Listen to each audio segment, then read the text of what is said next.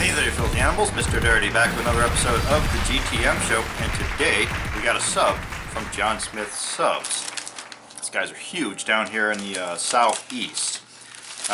Today we're going to be checking out just their basic, and they're known for, that it says world's best steak subs. So we got the steak and cheese. Not a Philly cheesesteak, nothing like that. So on here it's just going to be steak, cheese, and mayonnaise.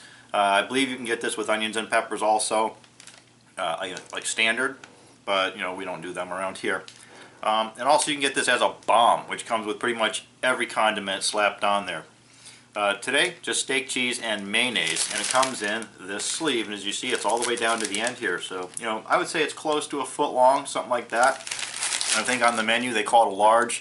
They don't call it a foot long, I believe. So inside the bag, as you see, it comes in like a wrapper, and inside of that wrapper, it's wrapped again, and then, you know, they usually cut it in half for you right there. And I'll show you a look at the cross section first before we go looking at everything else. But bam, there you go, there's your cross section. So you see your blend to meat ratio going on, all right?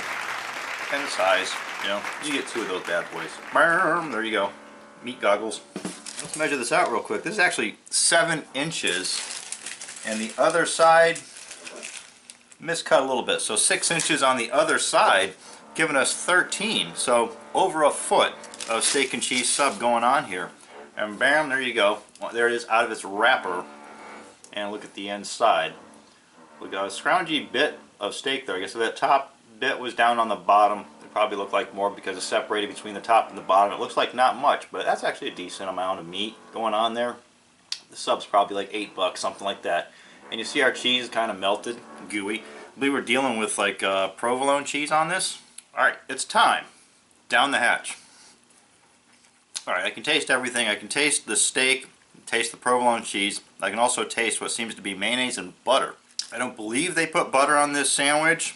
I think that is just you know, a mixture of the mayonnaise and the provolone cheese coming together along with the grease oil from the meat, the steak. Kind of gives it that effect. Overall though, not off-putting.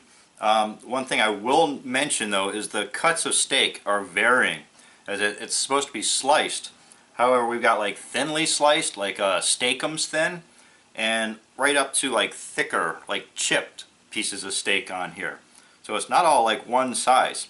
And I'd like to say that we're dealing with lean meat, but every once in a while I hit like a fat vein in the meat. But mostly it's closer to being lean than like shit cuts of beef. Overall, not very salty and not very greasy, not overly greasy at least. Still, it's got like some degree of like an oil content going on here, but not overly, like, it's not dripping or anything like that. And our bread isn't soggy at all. It's still pretty much dry. As for not being overly greasy or salty, the meat itself, it's like a marinated steak, so it's got its own little flavor to it, although it's slight, it's faint. It's not like a strong marinated flavor or anything like that by any means.